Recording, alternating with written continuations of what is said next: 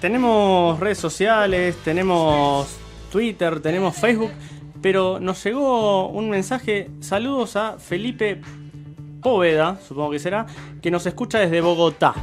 ¡Apa! Y está escuchando prendido a Radio Colmena, ¿no? Abrazo grande a toda la gente de Centroamérica que nos escucha, especialmente a Felipe desde Bogotá. Sí, y a todos aquellos que, bueno, desde Bogotá imagino que tal vez sea algo parecido a lo que sucede aquí en Argentina, pero debe haber emprendedores. Sí. Tal vez las cuestiones económicas no sean las mismas, pero debe ser algo similar. Así que estén atentos ellos, como todos los, en especial los emprendedores en Argentina, aquellos que lo tienen pensado a futuro, aquellos que ya lo iniciaron hace un tiempo, como para chequear a ver si lo que vienen haciendo, lo que tienen pensado hacer, está bien. Mira, para todas esas preguntas que te armás, vos sos diseñador, estás terminando la carrera, o pensás cómo se sigue después de estudiar, o tengo un par de ideas, tenemos un invitado muy especial en el estudio, que nos está acompañando, es el profesor Álvaro Iriarte. Profesor. Hola. Soy profesor, ¿qué tal? Buenas noches, Álvaro, Sí. bienvenido. Soy contador público y soy profesor adjunto en la Facultad de Ciencias Económicas en la UBA. Mira vos, profesor adjunto de la Facultad de Ciencias Económicas de la UBA, ahí en la calle Córdoba. Claro. Donde el subte tiene la parada de Facultad de Medicina, es la Facultad de Ciencias Económicas. Sí, exactamente, pero también está la Facultad de Medicina cerca, así que... Está bien, le prestan el nombre ahí. La tienen a 2 cuadras. Cruzando la plaza está la Facultad de Medicina. Y bueno, ahí parada de Medicina de subte D es donde se encuentra la Facultad de Ciencias Económicas, donde das clases hace mucho. Sí, hace más de 10 años. Mucho 10 más. años. Mira. Bastante. Empezaste siendo ayudante, Sí. Estando a cargo de las clases o de Sí, corregir trabajos prácticos. Ayudante, después trabajos prácticos, después profesor. Sí, una carrera larga. Carrera larga de docente. Bárbaro, Álvaro. Pregunta, Santi estuvo esta semana en la facultad, en la FADU UBA, Sí. donde estuviste dando una charla. Sí, vos sabés que le contaba a Álvaro que eso surgió gracias a los eventos de la semana que arma Pau. Claro que sí. Y era el evento de ese lunes, del lunes pasado, en el cual era una charla para emprendedores gratuita que se dio en el aula magna del tercer piso de la FADU. Sí. Es una cooperación que entiendo, Álvaro, corregime si no, que lo están haciendo en conjunto con Ciencias Económicas. Sí, con la Secretaría de Bienestar Estudiantil de Ciencias Económicas, que también hacemos muchas actividades con emprendedores. Y hay eventos gratuitos y otros que son pagos. Y aquellos que son pagos hay descuentos para los estudiantes de la FADU. Mira, y en estos eventos vos comentás un poquito cómo es arrancar con el trabajo, digamos. Y sí, el mundo emprendedor es muy grande.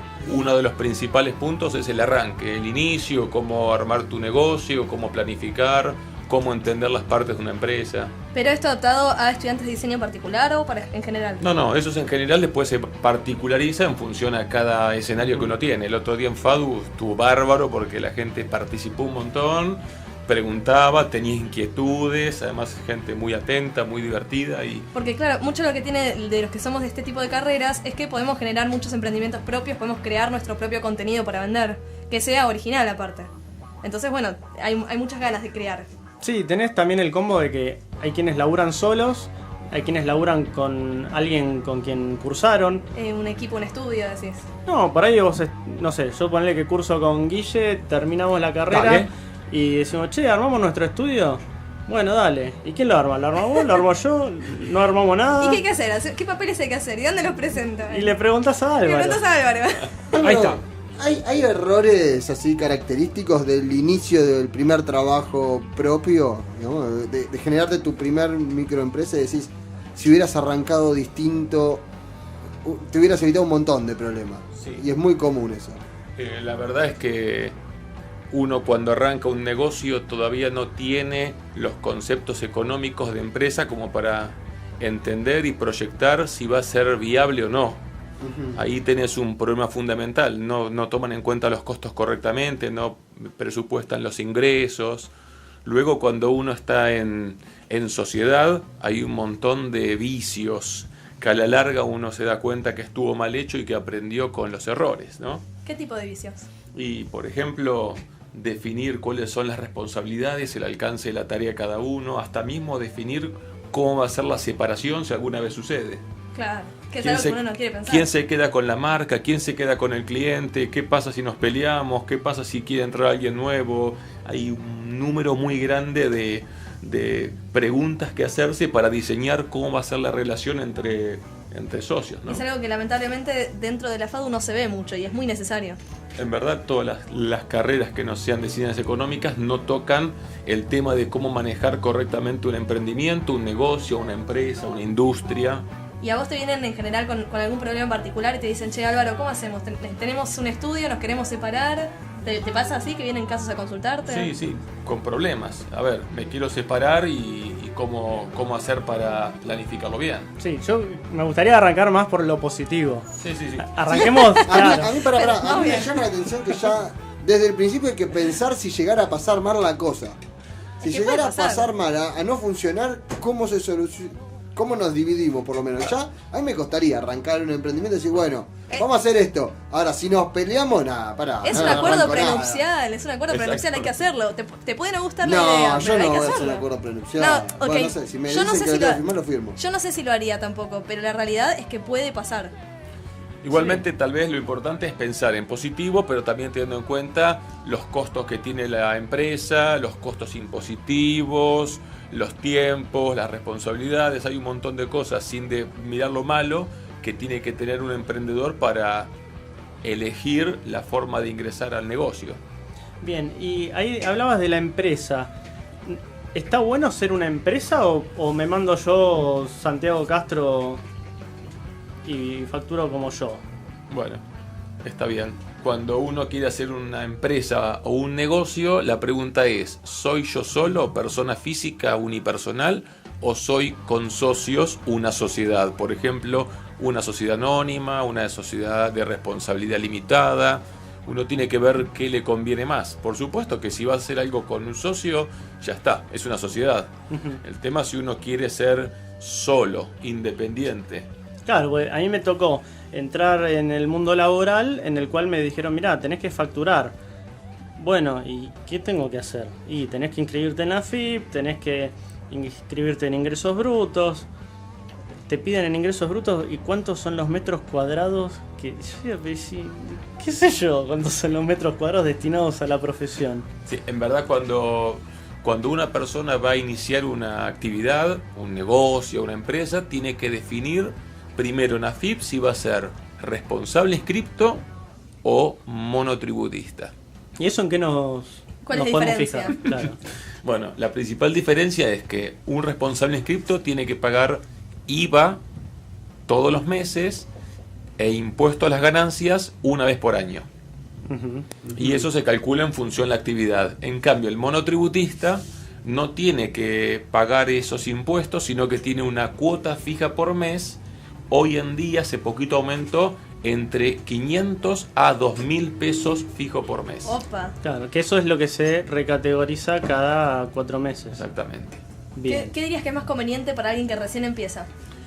Que trabaja en negro. ¡No! No vamos a recomendar eso, pero... No, lo dije yo, no soy contador, así que bueno, me equivoqué, perdón, no lo estudié.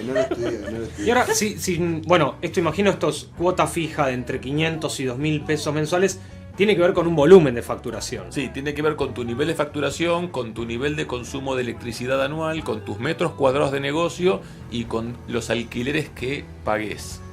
Pero Ahora, si yo ponele. trabajo en mi casa, ¿cómo mido cuánto es de lo que vivo y cuánto es de lo que... Bueno, tenés que hacer una estimación de en qué parte de la casa trabajas y esos serían los metros cuadrados de tu negocio. Y si yo facturara excesivamente, mucho más que lo que me permite la categoría de un monotributista, esta de pagar 2.000 pesos por mes, ¿que cuánto te permite facturar por año? Por servicios, 400.000 pesos por año y en bienes, 600.000 pesos por año. Y si excediera eso, ¿qué Tenés que ser responsable inscripto y empezar a pagar IVA por mes y ganancias por año. Y dentro de las categorías de responsable inscripto, ¿qué? Voy y digo, soy responsable inscripto, hola, me quiero... No sé. ¡Qué tierno! Bueno, si vas en el momento que no puedes ser más monotributista, tenés que inscribirte como responsable inscripto y empezar a calcular en función a lo que facturás el IVA que pagás por mes y en función a lo que ganás el impuesto a las ganancias que pagás una vez por año. Ese es el que después lo descontamos de los viajes, del 35 que nos cobran la Claro, tarjeta y demás, ¿no? Exactamente. Ahora ponele que yo trabajo freelance, pero no trabajo en mi casa, sino que trabajo en varios lugares acondicionados que tengo, bueno, no voy a decir marcas, pero cafeterías que tienen lugares cómodos para trabajar, ¿no? Sí. Entonces ahí, ¿tengo que declarar los metros cuadrados? ¿Tengo que decir? Ahí tenés metros cuadrados cero. Pero Y ¿podés consumo poner eso? electricidad cero y ¿Podés poner alquiler eso? cero, y vas a solamente fijarte en tu facturación anual para categorizarte entre la categoría de 500 pesos a 2.000. Es decir que vos te fijás o por los metros cuadrados, o por el consumo de electricidad, o por lo que facturás, siempre el que dé más. El que dé más alta es tu categoría para fijar la cuota mensual. Está bien. Entonces, a primera instancia, parecería ser como que nos conviene ser más monotributistas. Sí, Si yo no diría... facturás más de 600.000 pesos por año. No, pero lo que charlábamos la otra vez, lo que nos contaba Álvaro a los que estábamos presentes en esta charla del lunes pasado, era que siendo responsable inscripto, como que el IVA no te afecta, y estamos hablando de un 21%. Sí, el IVA no te afecta en el sentido económico porque todo el IVA que vos cobrás Ujú. cuando vendés se lo tendrías que depositar a la FIP. Pero ese IVA que cobrás de más en Sí. función a lo que vos querés ganar. Por ejemplo, el porcentaje de IVA normal es 21%. Sí. Si vos querés ganar 1.000, vas a cobrar 1.210. Y 210 lo tenés que depositar en la FIP. Sí.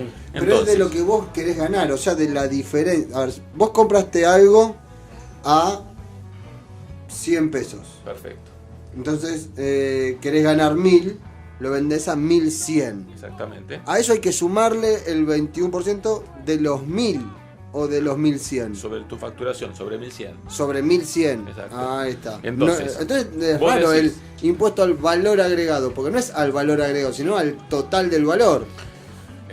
Sí, lo que pasa es que después, cuando vos compraste eso a 100, Sí. Vos ya lo pagaste IVA sobre ese 100. Pagaste al proveedor que le compraste el 21% de 100, que es 21 pesos. Eso que pagas de más, no lo perdés. Lo vas a recuperar porque cuando vendas a 1.100 más IVA, Sí. ese IVA que cobrás y se lo tenés que depositar a la FIP, Sí. a ese IVA le vas a restar los 21 pesos que vos pagaste de más en la compra pensando que habías perdido. Ahora entiendo por qué te contratan. Por ser contador, porque yo me mareé en el medio. Sí, ¿no? Como- No, pero Claro, le sumo como para no perder o no. Exactamente. claro, vos pagás una... Sí, entendí. Es complejo, complejo. No es tan complejo. Yo no me jodió en una factura, está bien, la entendí. Ahora yo digo, hice 300 facturas, compré 150 veces. Entonces dije, uy, ¿cómo haces esa cuenta? Y ahí fue donde yo me compliqué toda la existencia. No, bueno, pero- No en una factura, en un artículo. Está bien, al margen de lo que uno factura y lo que después, de lo que pagó a su proveedor y después de lo que vos le cobrás a tu cliente, también sacás ventaja de, por ejemplo, los servicios que vos tenés asociados. Hoy la mayoría de la gente deberá tener probablemente un servicio de internet, un servicio de telefonía, Sí. en el cual vos pagás el monto, no sé, poner cuánto estaremos pagando, 400 de teléfono por una tarifa plana, de internet unos 200 y pico de mangos. Sí. Poner Más o menos. en total 500 pesos. Bueno, pero de todo eso podemos recuperar el IVA. De todo lo que te facturan con IVA que se pueda recuperar, lo vas a restar de lo que tengas que pagarle a la FIP a fin de mes. Claro, entonces hay que hacer como la cuenta de, pará, monotributo era menos, pero yo acá puedo empezar a descontar el 21% de todos los servicios que yo utilizo para ejercer mi profesión. Que no es mucho igual. ¿Qué no? ¿Cómo Igual. que no? Depende de lo que pagues. Claro, ok. Yo Sí. les cuento algo, cuando viene un nuevo emprendedor, normalmente en el estudio contable le hacemos la proyección de las dos opciones. A ver, Sí. siendo monotributista, primero me tenés que contar la estimación de tu año, por ejemplo 2015. Siendo monotributista, tu impuesto sería este. Si fueras responsable inscripto, te calculo el IVA, un poco complicado, y te calculo el impuesto a las ganancias en función de lo que pensamos que vas a ganar, y ahí comparamos las dos opciones, estos costos diferenciales se llama, y de las dos opciones tomamos la mejor. Claro. Por ejemplo, si como decíamos antes, ponele que con Guille armamos el estudio de arquitectura y ponemos internet, los teléfonos, todo a nombre de la empresa, un auto o los 2 autos. Podríamos pasar hasta la nafta de esos autos. Siempre y cuando esa nafta sea la que usemos para hacer el servicio o el negocio que hagamos. Digo, si yo me fui a la costa, pero si es el auto de la empresa, ¿no? Si me fui a la costa, agarré el auto de la empresa, primero te estoy cagando como socio y segundo estoy cagando el fico porque en unas vacaciones mías... Pero fuiste a una captación de clientes en la que te ibas a reunir en el balneario de... Tenés que tener factura de todo y tener una constancia o algo que diga que ese viaje era por negocios. Si pensamos en lógica, tendrían que ser los gastos para conservar y mantener la fuente de ingresos, que es lo que dice la ley de impuesto a las ganancias, y obviamente que esté relacionado con el giro normal y habitual del negocio. Entonces, la normal sería que cualquier gasto uno lo puede tener en cuenta para analizar la información, preparar las obligaciones impositivas. Bueno, eventualmente armamos unas reuniones de coordinación general. En Pinamar. En Pinamar. Sí. Pasás todo, restaurante, todo, sí. Claro. Ahora, y si vos comés en el trabajo. Yo recién empiezo en el negocio, me quiero poner mi propio estudio, Sí. quiero ganar lo máximo posible y perder lo mínimo ¿Vos solita? posible. Ponele que lo hago con una compañera. Ajá. No sé, vamos a hacer casos hipotéticos para los estudiantes que están ahí afuera y están pensando qué hago cuando termine la facultad. Sí. Paula y quién más. Paula, y vamos a mandarle un saludo a mi amiga Flor, que, Y Flor. que cumpleaños en unos días. Y bueno, ponele que con Flor queremos ponernos un estudio. ¿Qué hacemos? ¿Nos ponemos como monotributistas? No. ¿Por qué no? No, le preguntás a Álvaro. Bueno, muy bien. ¿Qué hacemos? El monotributo es una opción para pequeños contribuyentes. Y para uno estar categorizado como pequeño contribuyente, tiene que cumplir con ciertos requisitos. Ajá. Por ejemplo, Ella es pequeña. Sí, la soy. una sociedad anónima o una SRL no pueden ser monotributistas. Ok. El único supuesto para que socios sean monotributistas se llama sociedad de hecho, que es una sociedad irregular y tiene algunos riesgos. Como por ejemplo. Y como por ejemplo que las dos partes pueden tomar responsabilidades que afecten al patrimonio de la otra. Ok, entonces hay que hacer primero un contrato. Hay que hacer un contrato y delimitar muchas responsabilidades. ¿Y deja de ser una sociedad de hecho o sigue siendo sociedad? No, sigue siendo sociedad de hecho. Lo que pasa es que el otro día comentábamos en la charla que las sociedades regulares como una SA y una SRL nos dan un paraguas jurídico que protege el patrimonio de las personas. El otro día hablamos de eso y estaban todos muy atentos a que si una persona hace un emprendimiento y el día de mañana económicamente le va mal, le pueden pedir la quiebra y le pueden pedir que responda hasta con sus bienes, con su departamento, su auto, su bicicleta, rollers. Por más que eso no estuviera afectado al negocio, porque no se identifica el patrimonio que está o no afectado al negocio cuando la persona es física, una persona sola. O sea que ahora, si Paula genera ese emprendimiento y lo pone a nombre de ella, porque no, es más sencillo que lo ponemos a nombre mío y su amiga, bueno, laburan entre sí. Si las después dos. entramos en quiebra es problema mío. Claro, y respondés por todos tus bienes. Sí. En cambio, si con Guille nosotros poníamos todo a nombre de la empresa, los sumos nos sacarán los teléfonos y el auto. a nombre de la sociedad, yo diría, una CA, una SRL. No, a ver, para si entiendo. Si yo agarro y le digo a mi compañera, che, deja, no te preocupes, pongo mi nombre. Sí. Ella en realidad no pierde nada si nos vamos a quiebra. Pierdo yo. Claro. Sí. ¿Está bien? No solo eso, sino lo que tenías antes, Claro. más allá de lo que pusiste en la empresa. O sea que sí o sí hay que poner a nombre de la empresa, porque si no estás al horno. Es más conveniente. De la SA o SRL. ¿Y Exactamente. después Según definir dijo qué bienes Álvaro. te quitan? No, te sacan todos. ¿Todos o ninguno? Llévate todo, pero déjame la compu. Claro. Las fotos. Sí. No es que por la foto para laburar, la compu es nuestra herramienta de trabajo. Es lógico. Sí. ¿Y cuál es la diferencia justamente en las siglas de eso de SRL como Sociedad de Responsabilidad Limitada? ¿Y dónde está la limitación? ¿En qué? En la limitación es que la responsabilidad es en los bienes de la sociedad. Ah. Hoy por hoy muy parecidas la SA y la SRL. Entonces, yo me pongo una sociedad con un socio, o dos, o tres, y todas las cosas que se compren a nombre de esa sociedad pueden el día de mañana ser perdidas por un juicio, por una quiebra, pero no mis cosas personales. Entonces, el proceso donde una persona física se da de alta normalmente empieza siendo una persona sola, y si su negocio empieza a crecer y yo ya tengo mi casa, tengo otro departamento, tengo un auto, tengo plata en el banco, tengo miedo de perderla. Entonces puede ser que me ponga de socio con alguien, y las cosas que compramos y pedimos que la facturación vaya a nombre de Paula y Álvaro, sociedad anónima, solo eso es lo que queremos perder. No lo queremos perder, pero solo eso está en riesgo. Ya no mi casa, no mi auto, no mi departamento como inversión, o no mi campo. Una sociedad es más costosa, tiene impuestos más altos. El impuesto a las ganancias en la persona física va entre el 9 al 35%. ¡Epa! En cambio, en las sociedades siempre es el 35%. Claro, pero es menor costo, digamos, en el corto plazo, que es lo que pagas todos los meses. Inicial. Perdón, es mayor, pero es mucho menos riesgo al final. Claro, o sea, que en realidad ganás. Esa relación entre rendimiento y riesgos, eso es la teoría general de los juegos, uno lo tiene que tener muy en cuenta, ¿no? ¿Quiero ganar más y me arriesgo, o prefiero ganar menos cuidando mi patrimonio? En este caso la banca sería la FIP, ¿no?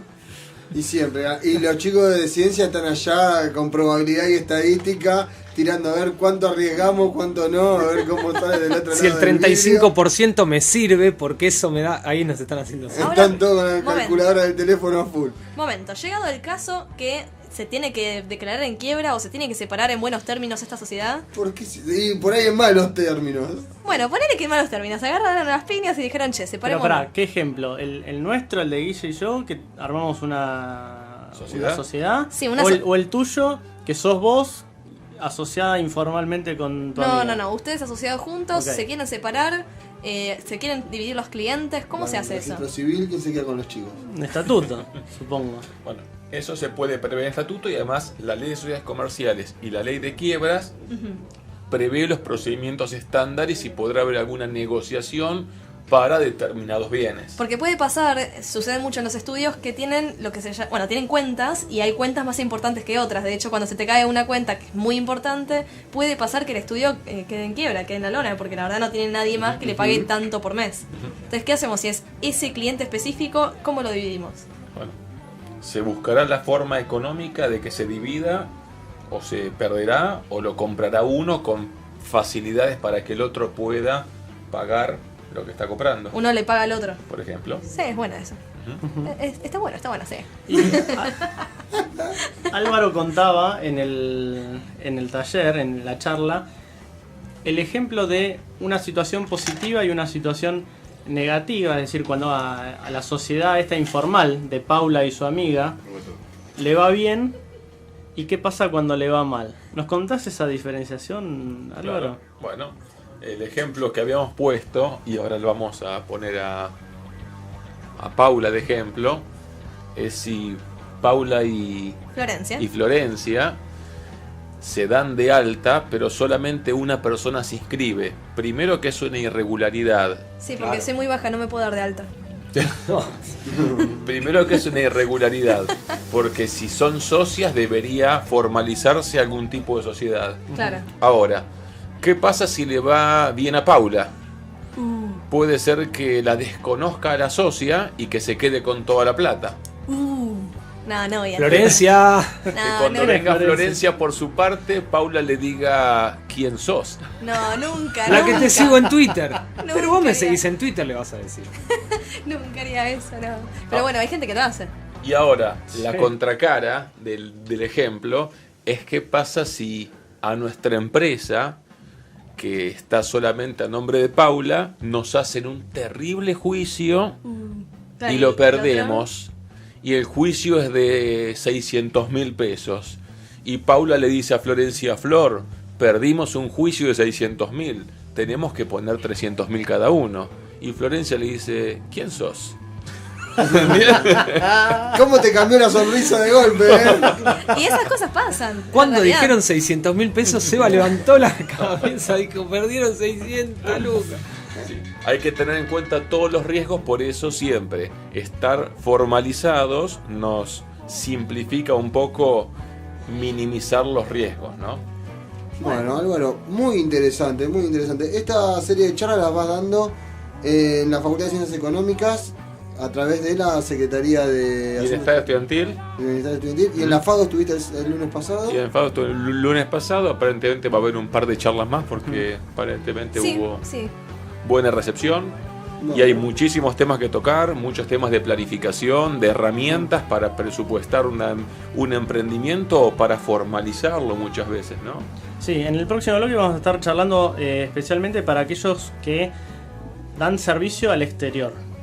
Ajá. ¿Qué sería lo correcto? Freelancers. Bien, se acerca el cumpleaños de mi tío, que es el 9. Pensé que iba a ser el día de la primavera, pero La no noticia. la noticia.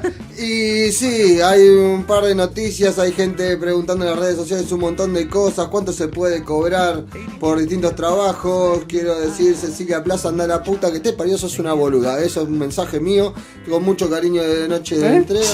¿Qué pasó?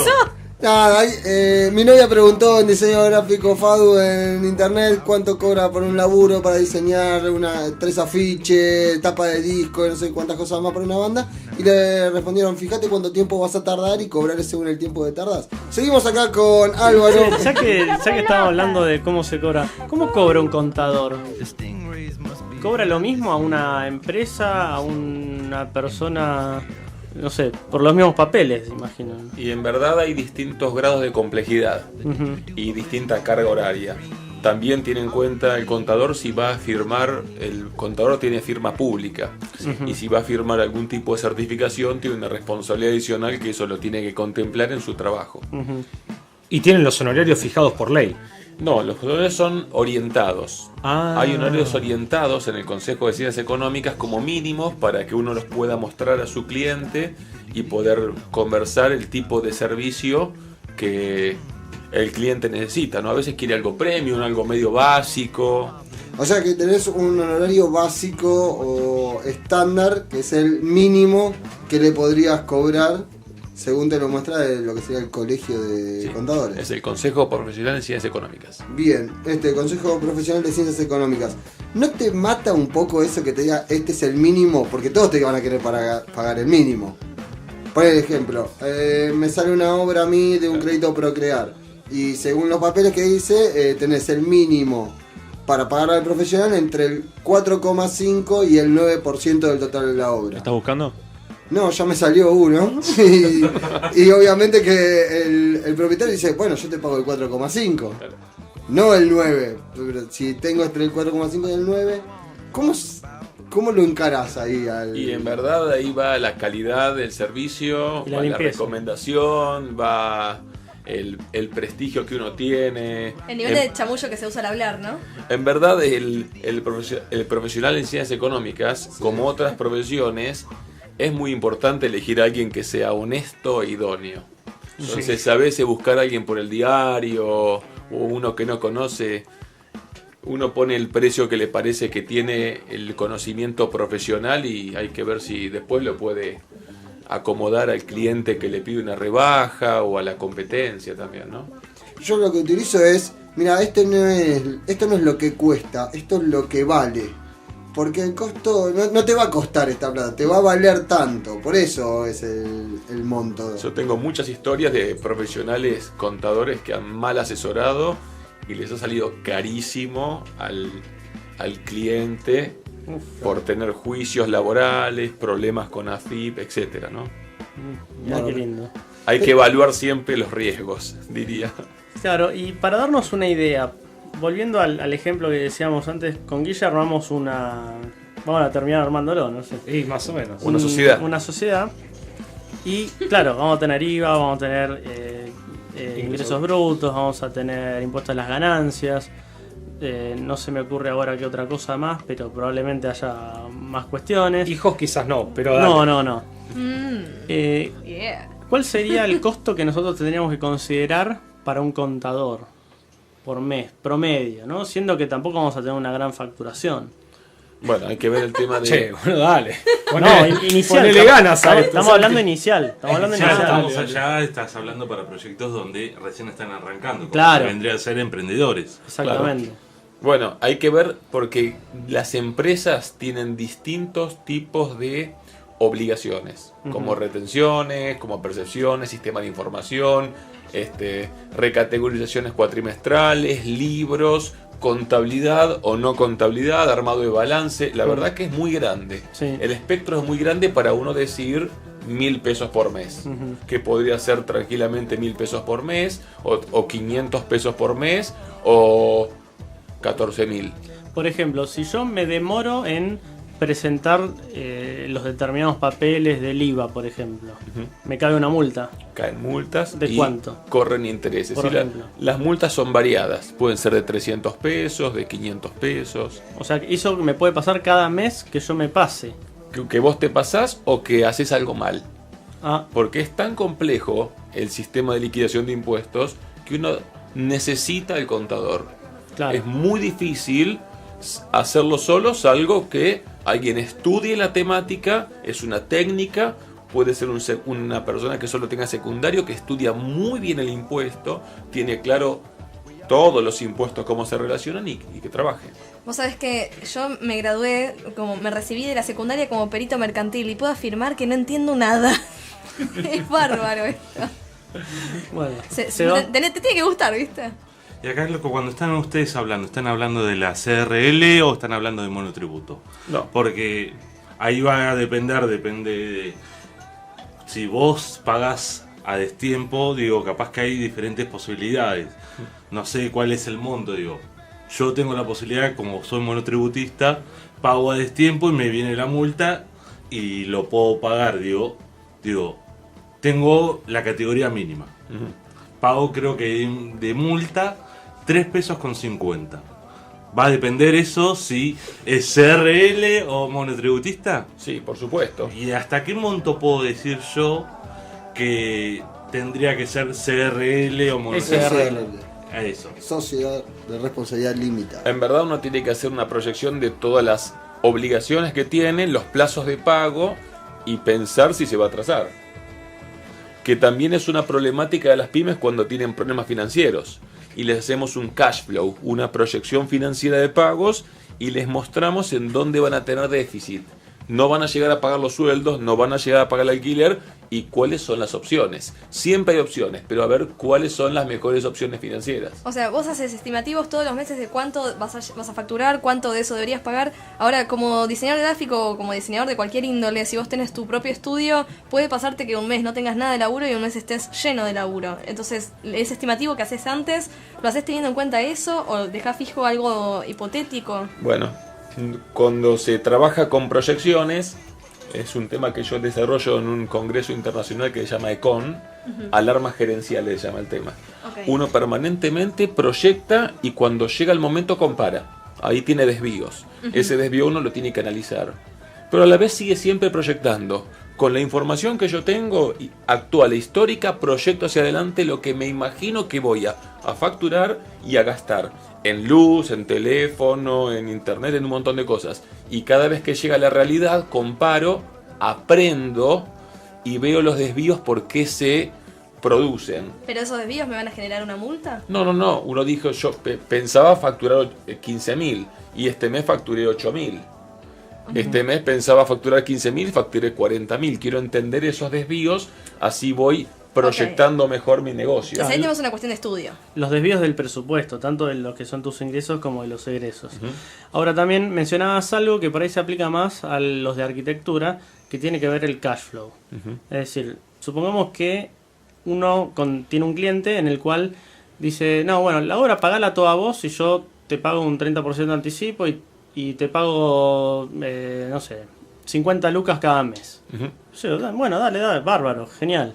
Y después resulta que para poder hacer la obra como yo la tenía pensado, al segundo mes no me alcanza la plata que me dio el cliente. Más allá de que al final de la obra sí me va a dar.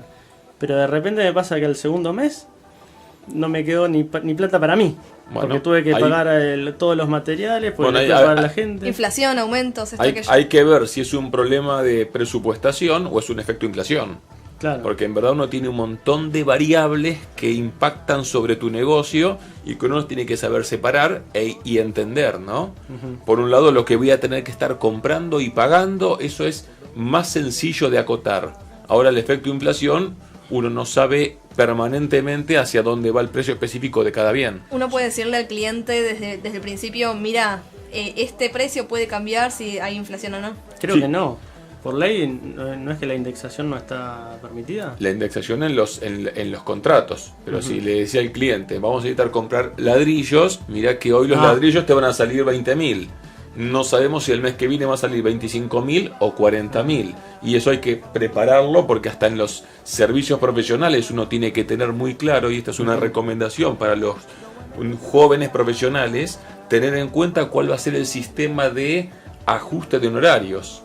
Porque Claro. los honorarios uno se tiene que sentar permanentemente con el cliente y decirle, cada 6 meses yo soy tu diseñador y ahora te voy a cobrar en vez de 2.000 por mes, por la inflación del 30%, 2.600. Pero si la inflación fue del 20 o del 40, a mí me aumentaron menos las cosas.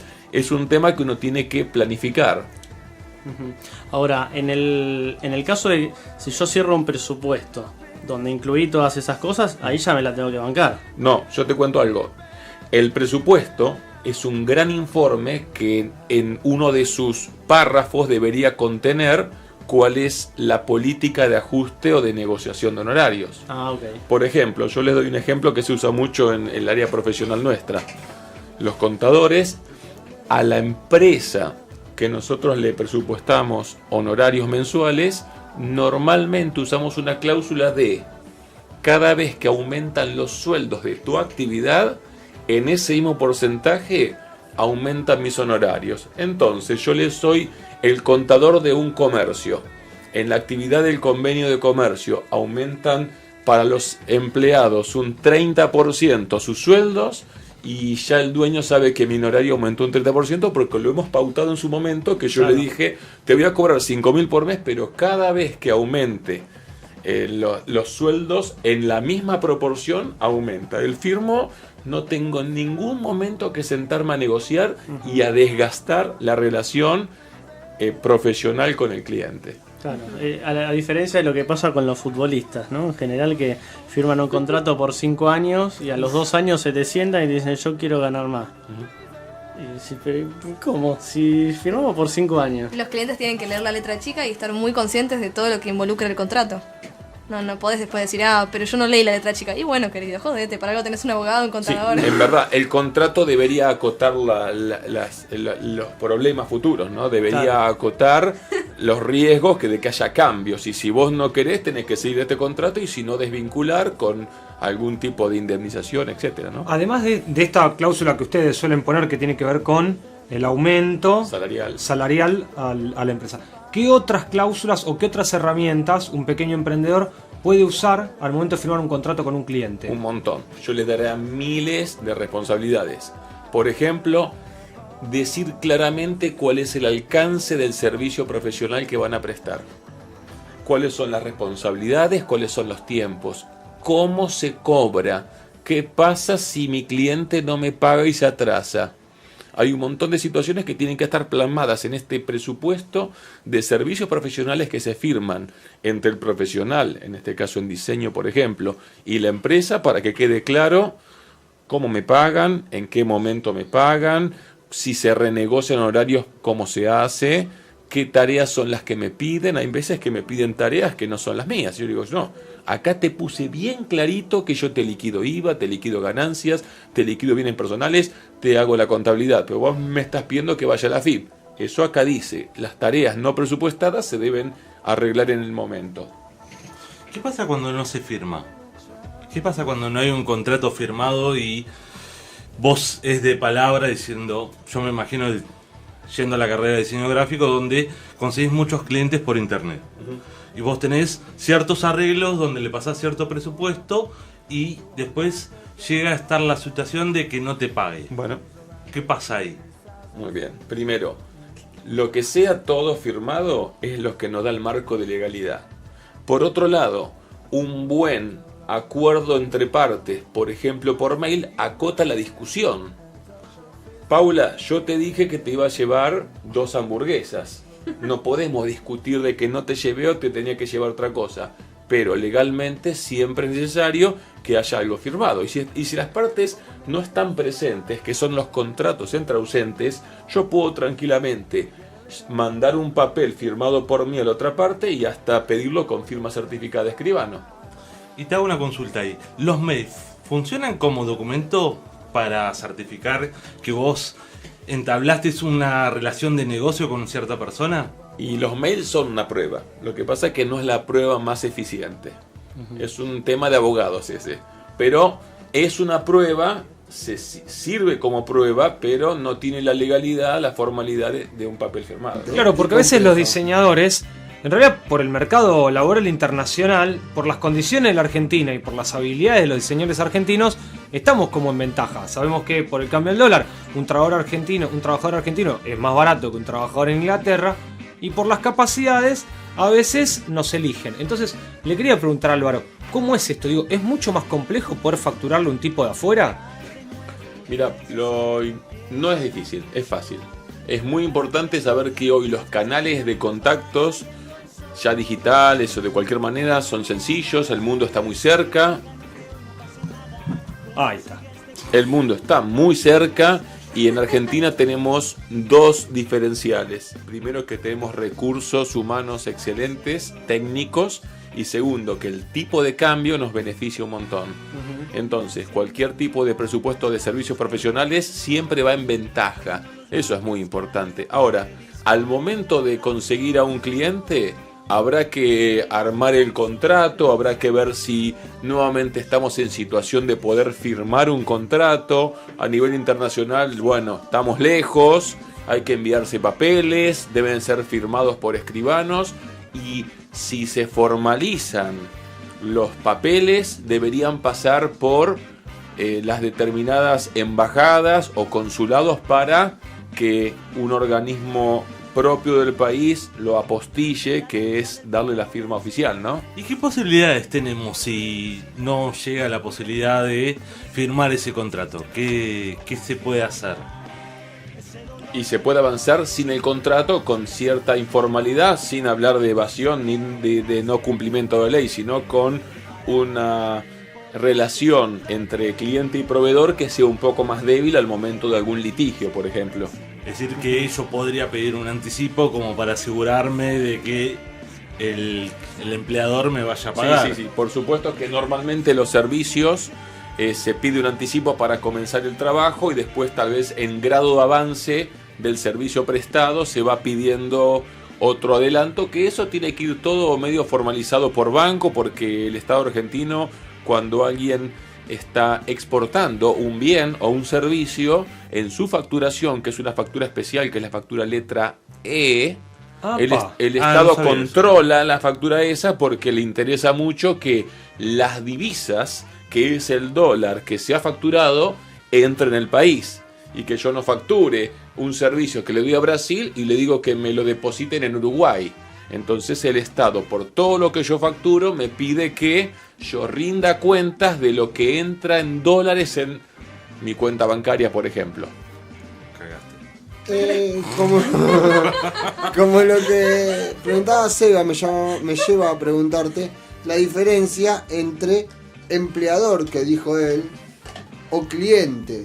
Porque los diseñadores tenemos clientes y no empleadores, va, como lo veo yo. Claro. Porque me piden un trabajo, yo el viene, sé cómo se mide. Muy bien.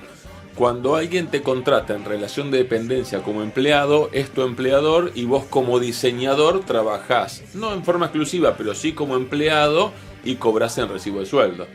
Ya cuando es cliente es cuando uno es freelance, es independiente, es autónomo y tiene su propia facturación, ya sea uno solo o en sociedad con uno o varias personas, tal vez compañeros.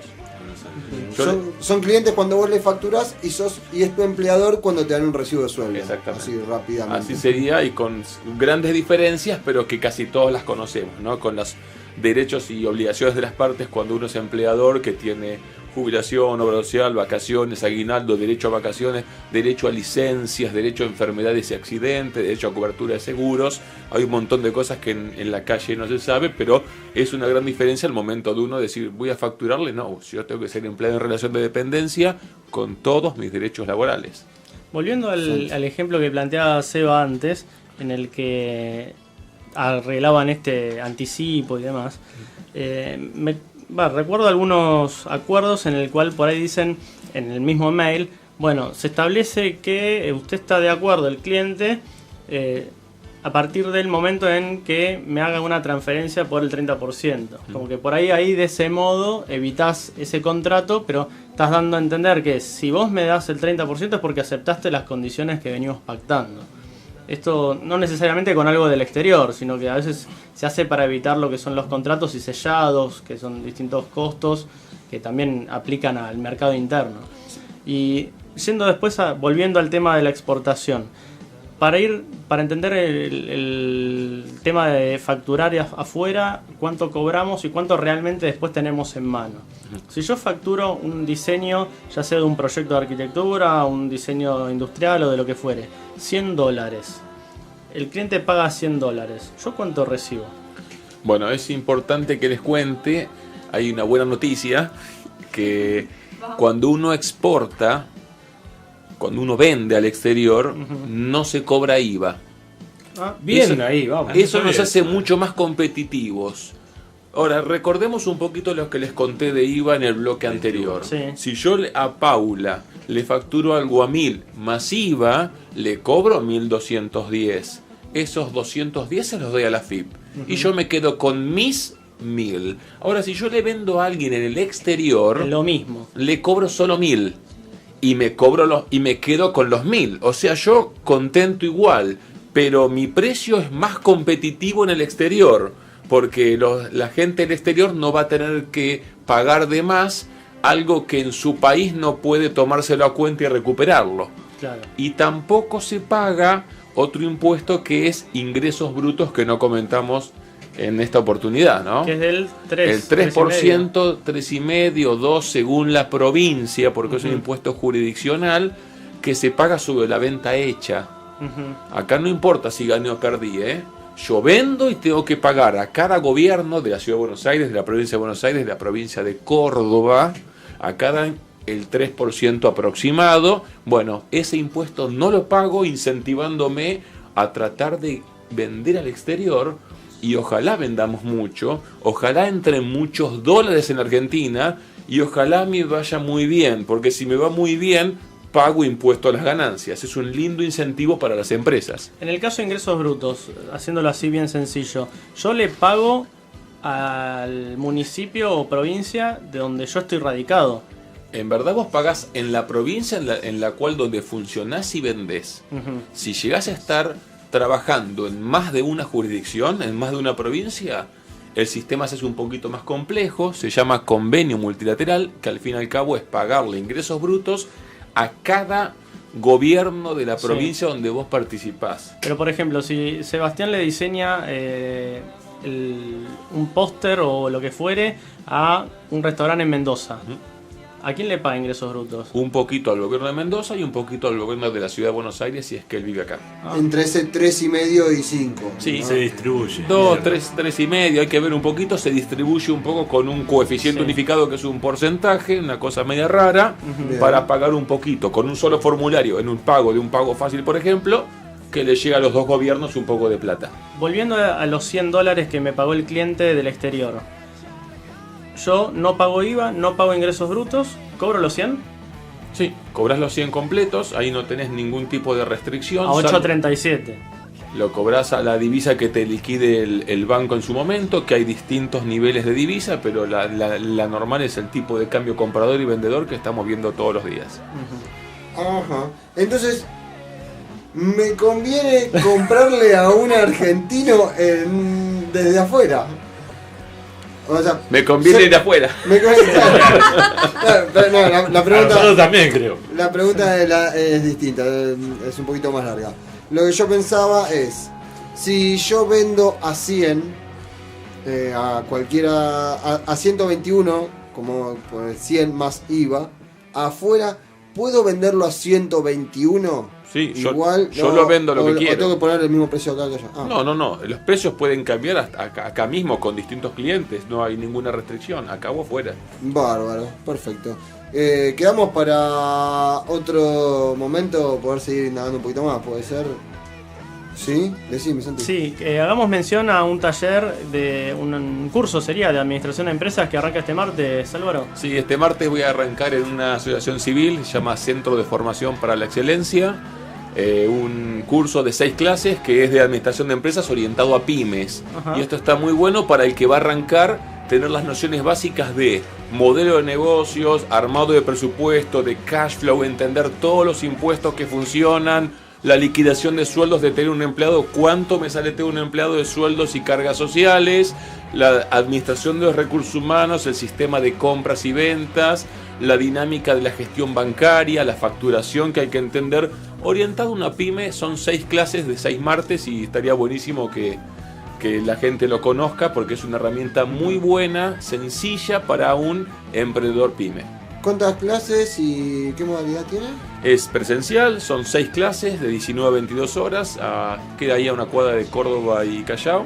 Los martes. Los martes, y hay una beca, que Bueno. después la van a comentar por las Sí, redes. Vamos a hacer el sorteo mañana, igual que las otras cosas, pues nos quedamos cortos de tiempo. Pero lo sorteamos todo por las redes. Bien, perfecto. Así quedamos. Si quisiste participar o estás participando de los sorteos, tanto de la revista 1 en 100 como de Monoblog, y de esta beca para el curso, ¿cómo se llama? Administración de empresas. Administración de empresas, ahí en la calle Córdoba. Álvaro, muchísimas gracias por haber venido. Gracias, esperemos que volvamos, así seguimos viendo Sí, muchos temas. A mí me encantó. Después te vamos a invitar a comer algo, así seguimos investigando sobre el tema más tranquilo. Les agradecemos a todos por haber estado. ¿Tienen algún saludo en particular? A Natalia, que me sigue a todas partes y ahora me está escuchando en casa. Un beso grande para Natalia. Gracias por prestárnoslo hasta esta hora tan tarde de la madrugada del lunes.